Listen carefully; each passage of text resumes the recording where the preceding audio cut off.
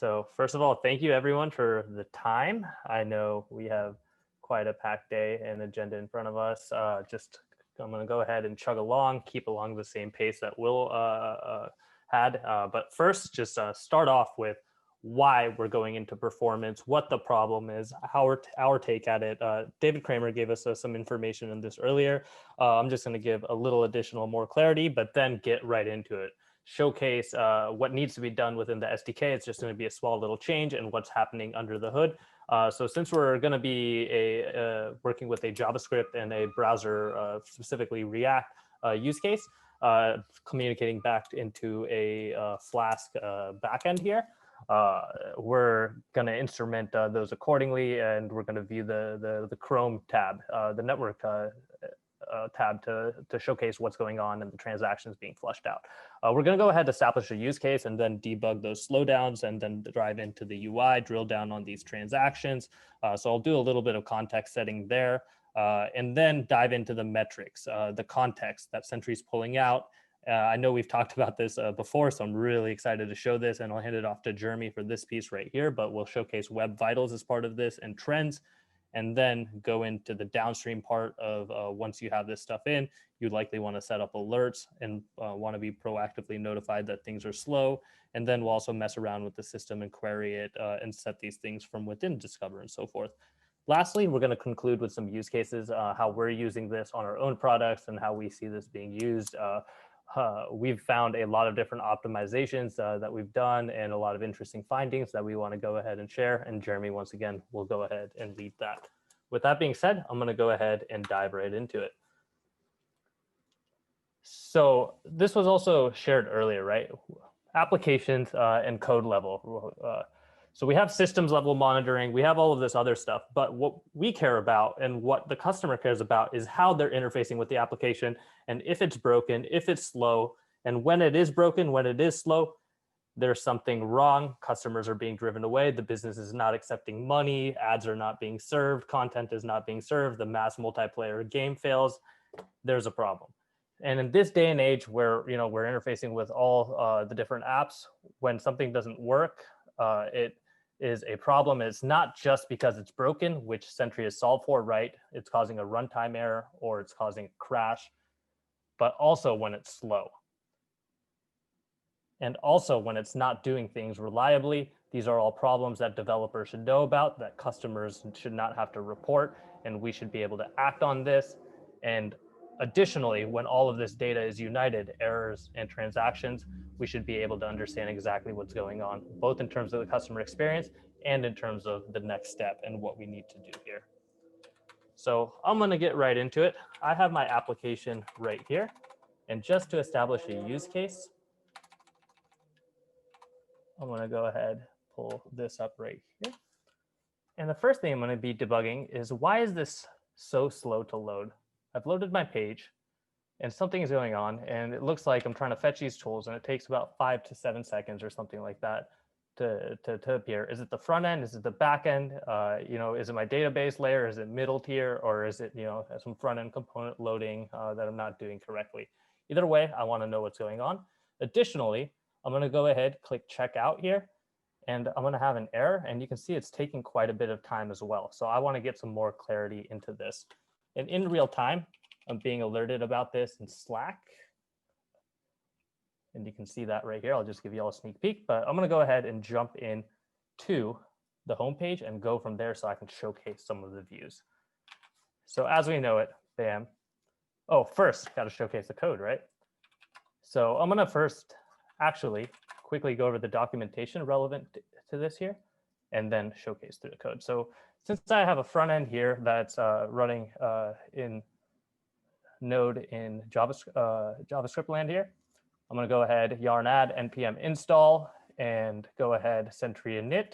You guys are used to this if you're using error monitoring. The only thing that we need to do additionally is integrations, browser tracing, and then traces sample right here. So this is just enabling the SDK for sending up those transactions. And then we can additionally specify the sample rate that we want or any of the other sampling config. This is going to be pretty similar in Python land as well. And since I'm using Flask here, I can just go ahead, click that, And here we go, integrations, Flask integrations, and traces sample rate. So I'm going to go ahead and just showcase this in my code. Bam. So here's the front end right over here, Sentry DSN. I know we talked about release and environments earlier on. Earlier, someone was asking about the show report dialog, so go ahead, just disable that.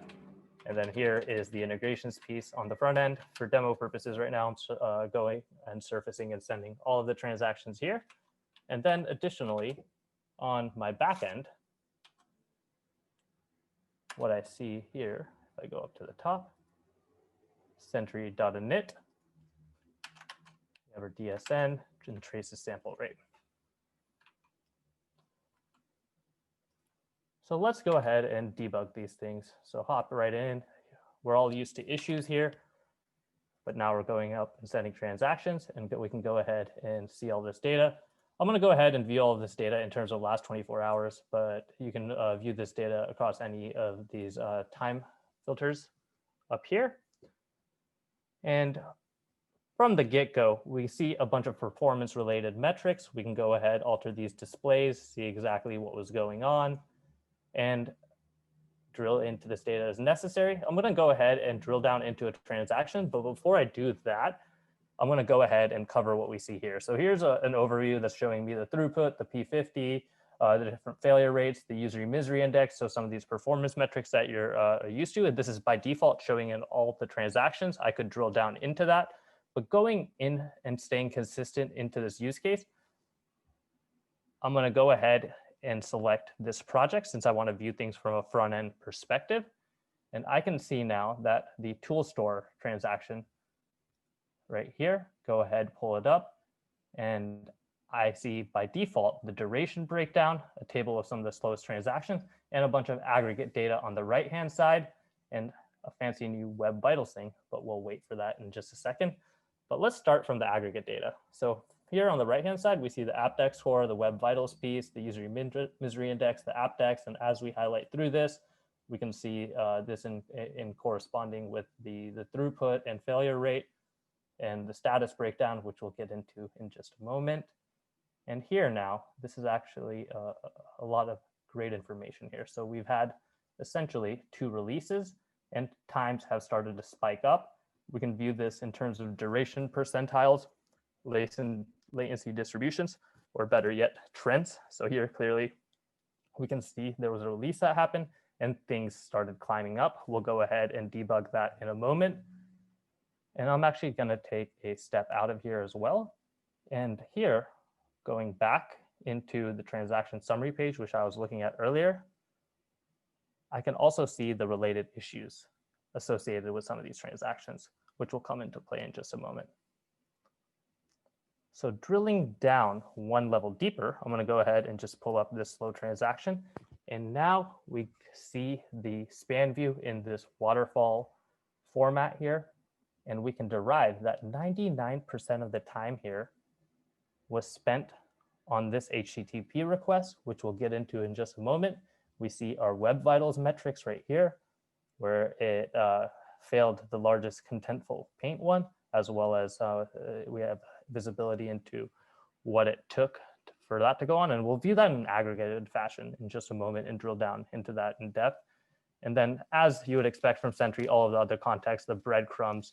I also have the Redux state here, which I've attached to help me understand a little bit more. Point being is I want to know why this was slow.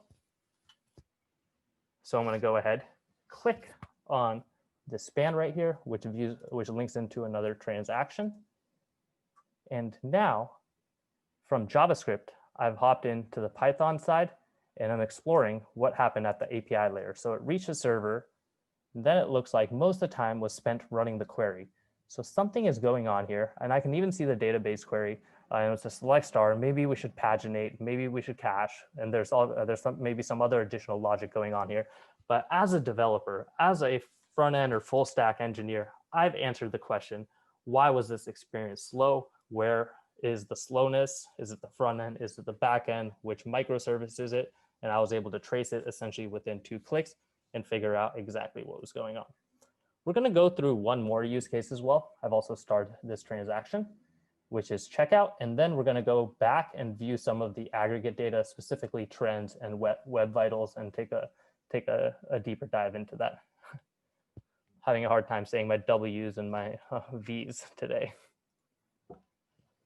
All right, so here we have the checkout transaction. You can see that some slowness was introduced recently, and a new release was also put out there. And there was also some errors, it looks like, associated with this, which we can just derive from within here. So I'm going to go and actually just trace this to the back end once again.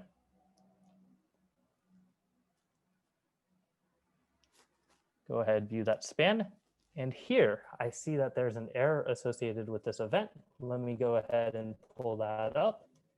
And now on the right-hand side, I'm going to have the error information, the event, on the left-hand side. Let me just take a couple of zooms out here. Go ahead and collapse these just for some more real estate.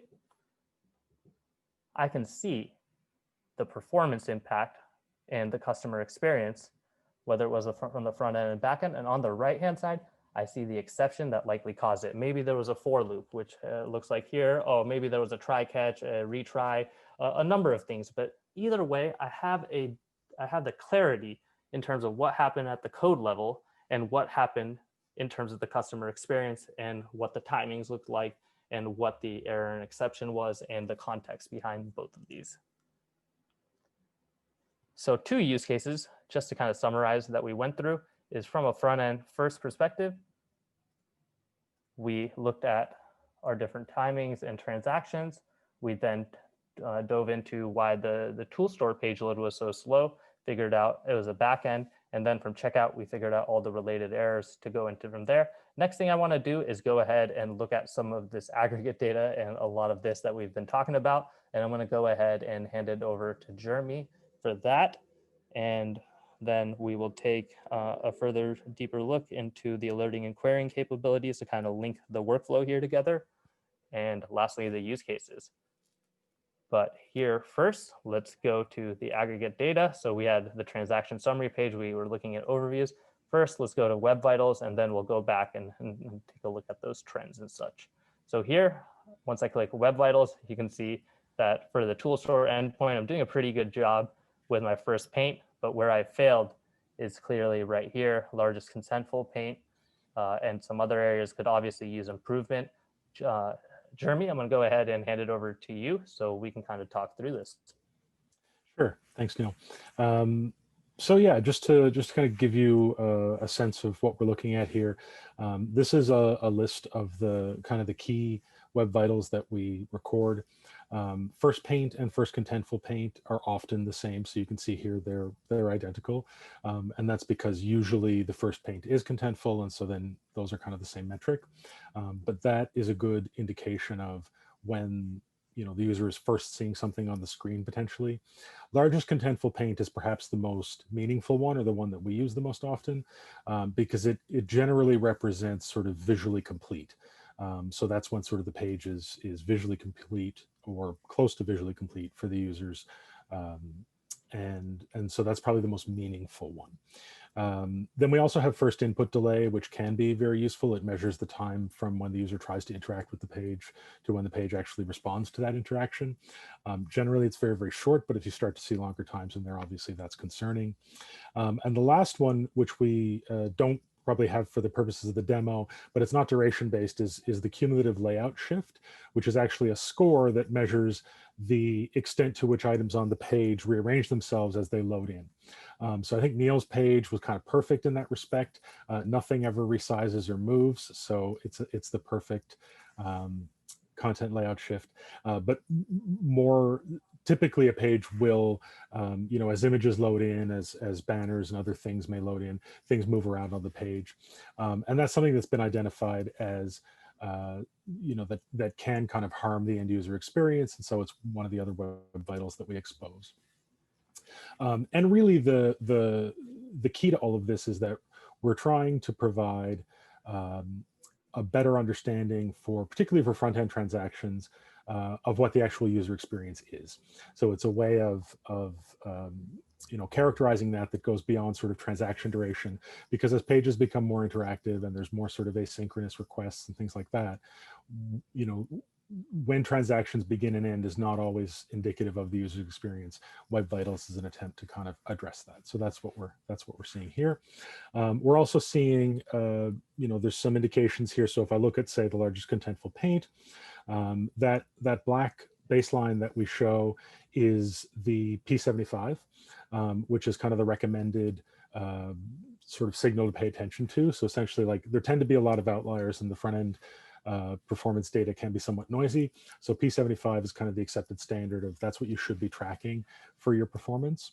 And the red boxes sort of indicate where kind of the acceptable and unacceptable ranges are. So once you're getting into that red box, you're into what's considered the poor or unacceptable range.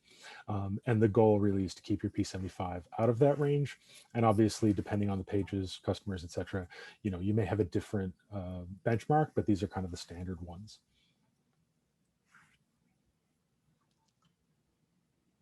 Sounds good. And Jeremy, I'm going to go ahead and hop right to trends. So what I'm going to do is actually select a data set that I'm interested and go in from there, right? So let's just go ahead and add this to the filter here. Select a P95 time here. Looks like this is very interesting. So let's go ahead and take a look. And let's view here, and then we'll go ahead and take a look at an improved transaction in a moment as well. So you mind kind of talking us through what we see here? Sure. So the goal with trends, and I'll talk a little bit more later about some of the interesting use cases and what we've found using it internally. But the goal with trends is really to highlight changes that are interesting or potentially interesting that you may not be aware of. What it does is it'll go through the various transactions according to the different names over the time period you specified and look for significant changes, either positive or negative. So in this case, we're looking at a performance regression where the performance of this particular transaction on the checkout has gotten worse. That might be concerning to you. If there were trends, you would also see similarly on the most improved transaction. So you'll see when things have gotten faster as well. So if you ship a performance improvement, or maybe you weren't aware that things were getting better, but you have a positive, oh, perfect, thanks, Neil. So that's like a positive performance trend that shows when the speed improves as well. So you'll get kind of both sides of the coin. You can look at different time spans, whatever is of interest.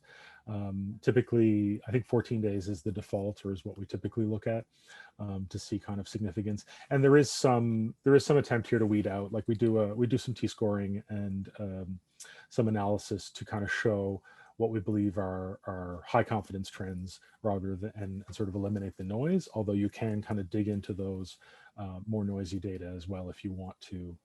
Using the confidence box, you can show all the trends and explore from there as well. All right, perfect. And here's actually potentially a little bit better of a data set that I'm trying to drill down on. So here we go. Give me 1 second. We'll actually just move on.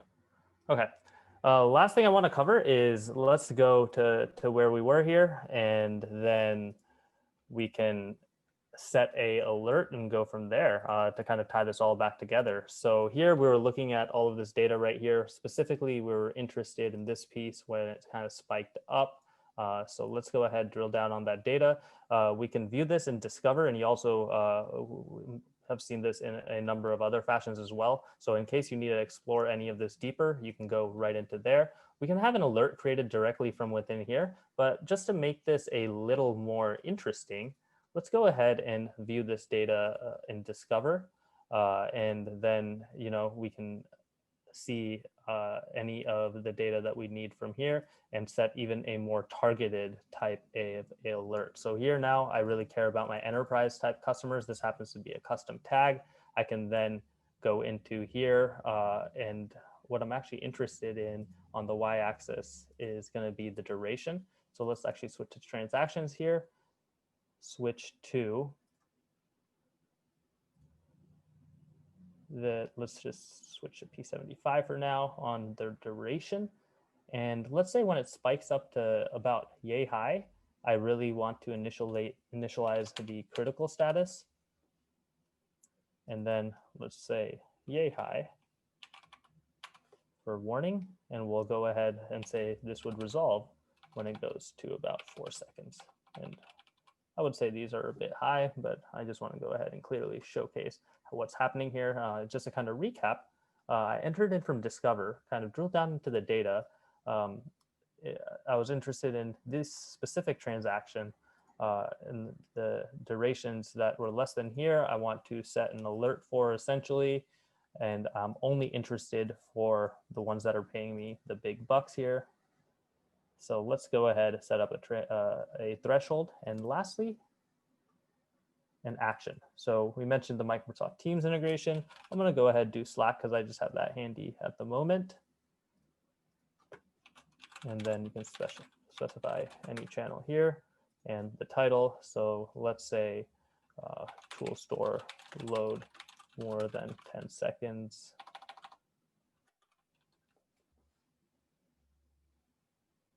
And then go ahead and save this here. There we go. And the output of that will look a little bit something like this, which I showcased earlier. So when it gets beyond the threshold, you'll be notified that it goes into here. You can then jump in to the transaction summary to view all of this data and see exactly what was going on and get to the root cause of it here. So that is it for alerting and querying. So started out in Discover, set up the alert. Metric alerts is really the true engine that's powering this. So you may have seen that we just introduced that very recently. So this is what we're traditionally accustomed to when it comes to errors, but now we can go ahead, read in the entire data set regarding errors and transactions and handle that accordingly. That's what I did here, putting this all together, right? So we're shipping up transactions in addition to errors, and we're able to get this visibility into what's slow, what's erroring out, correlate all of this, and really understand, what the user experience is, drill down from the front end perspective, and figure out exactly what was going on, where things were slow, where we can optimize, and then address accordingly. So to kind of back this up and to talk about what we've been doing in terms of using this and some potential use cases that we've unlocked in using Sentry on Sentry, I'm going to go ahead and hand it back over to Jeremy, and we'll go from there. I'm going to also go ahead and pull up the slide deck. Sounds great. I put together a couple of slides so you'd have something more interesting to look at than me. But yeah, Neil asked me to kind of touch on a couple of the ways that we've found these things useful and what we've used them for internally. So this is actually the first regression that we found using trends, where we noticed that there was a significant regression in one of the pages. And when we dug in, we eventually discovered that we had inadvertently introduced an N+1 issue. I think this was in the Django backend, where we were querying 10 times to get 10 objects instead of querying once for all 10 of them, sort of thing. So it was quite clear from the transaction, from the trend view, we could see the baseline wasn't hugely different, but you could see a lot of those spikes that was sort of driving up the overall response time. And then when we went into the duration breakdown, it became even more clear that there had been, some sort of a significant change that had taken place from, a very responsive page to something that was a lot more spiky and worrying. So that was something we were able to kind of catch and find pretty quickly and resolve that. If we go to the next slide, we've actually continued to find and fix a number of regressions. So we found a regression in the Web Vitals page, actually. So we were working on trends and Web Vitals, and we noticed as we were working on the Web Vitals page that there was a slowdown. We went into trends to say, is this really, like, sometimes when you think a page is getting slower, it's just sort of a perception thing, or you're not really sure it's changed the way it's loaded. So we went in to find out, like, is this actually taking longer? And sure enough, it was. So we were able to confirm that it was a significant trend. And then when we dug into it, we found in this particular case, there was an issue that had been introduced into the storage backend. And then we also found a regression in our marketing page. on our marketing site, and we were able to go in and fix that as a result of having seen it in trends. So it's been showing us all sorts of interesting things that we otherwise wouldn't have been aware of or would have taken longer to find, or confirmed suspicions that we had, or in other cases, we've been able to go in and say and look at things and say, okay, actually it's not getting slower. It's just my perception, but the data tells me that it's fine, which is always a nice reassurance to have. And then the last thing that I wanted to kind of touch on was a little bit about our use of the Web Vitals metrics and how we've kind of used those. If we can go to the next slide. So once we had introduced the Web Vital tracking and had access to this data internally, then we started talking about how we wanted to define kind of our team level SLO for the visibility, the visibility team for the performance page. So we actually decided that, because we feel that the largest contentful paint is the more meaningful indicator of the performance, rather than define our objective in terms of the transaction duration, we wanted to define it in terms of the LCP, because we felt that that was more meaningful. And so we defined internally our SLO or our service level objective for the performance homepage to have an LCP of 4 seconds or less. I think we're measuring P95, which is why it's a little higher than the P75. But that's the metric we're tracking. That's kind of the service level objective we've defined. We were able to set up a dashboard and save it in Discover that kind of shows us how we're tracking against that. And we look at that every week in our weekly meeting. And we could even set up alerting on that if we want. So as Neil showed, the metric alerts, those are also available for the Web Vitals. So you can set up a metric alert on P75 of LCP or P95 of LCP if you so desire.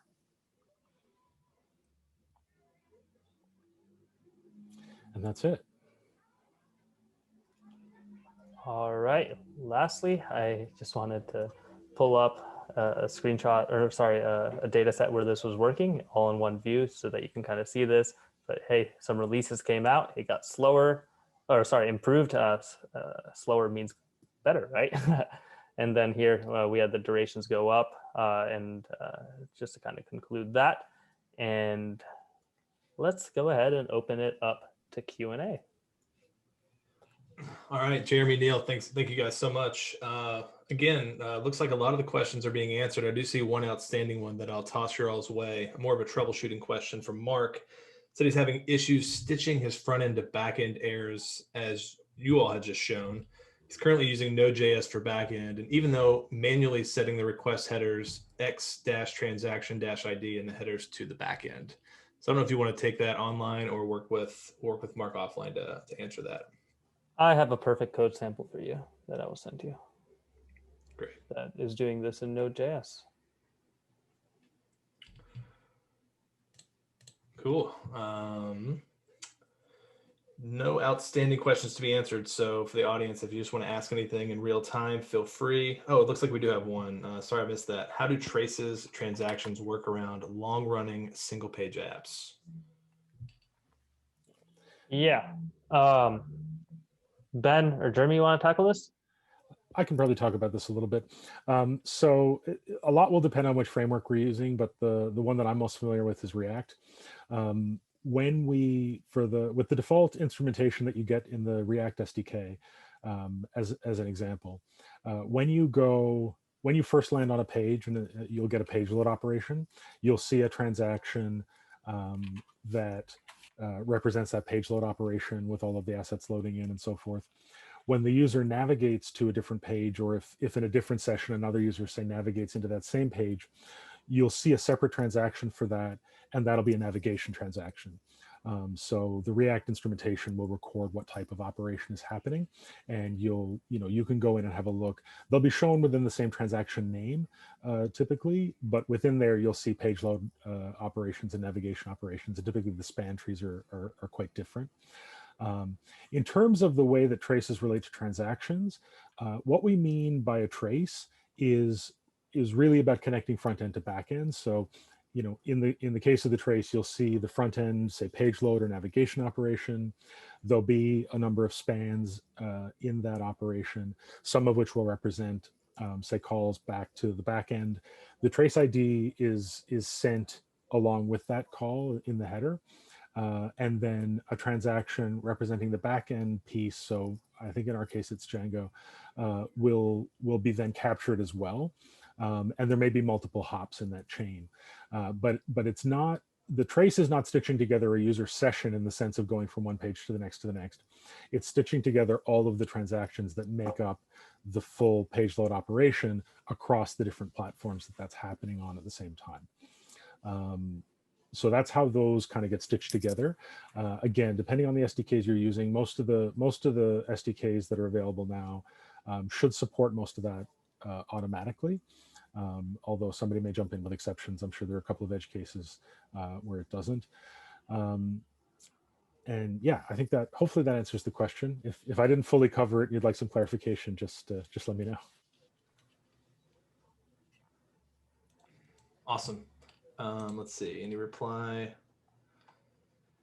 Any other questions? Yes. So Hamza, I had a follow-up to that actually, which is what would happen when the user doesn't do anything for a few seconds and something happens later. That's exactly kind of what happened in my checkout example, right? Where I waited 10 or so seconds and then did something later. In that case, I spun up I said sentry.start transaction, which then was able to track that and flush it out accordingly. So if there's anything that additionally that you need to track, you can call sentry.start transaction to have that be sent up and surfaced. Cool. I'll ask Tomas's question. Looks like Mark answered him, but with front end and back end in separate Sentry projects, will transactions still get matched? Yes, and I think other people may have the same question. So everything is going into the global events table, and we have cross-project search. So basically, if it goes into different projects, it's still, you're able to kind of still see the correlation and drill down on that data, even though it's kind of categorized in the same different projects. So go ahead and just make sure that you're set up appropriately with your front end and back end. Doesn't matter, it's in separate projects. In my case, it was actually the React project. It was denoted as FE-React, and Flask, which was denoted as my backend. Great. Awesome. Well, let's see, another 10 or 15 seconds. If anyone has any last minute questions, we've allotted more time, but it looks like we've gotten through everything that's been asked so far. Otherwise, we'll move on to the third workshop of the afternoon, entering the home stretch with release health. So it doesn't look like any more questions are coming in. So Neil, Jeremy, thank you both so much. If you guys do have questions for them, they'll hang around in the workshop channel a little bit afterwards. But yeah, thank you guys so much for your time. That was super informative. Glad to hear it. Our pleasure. Thanks. Awesome.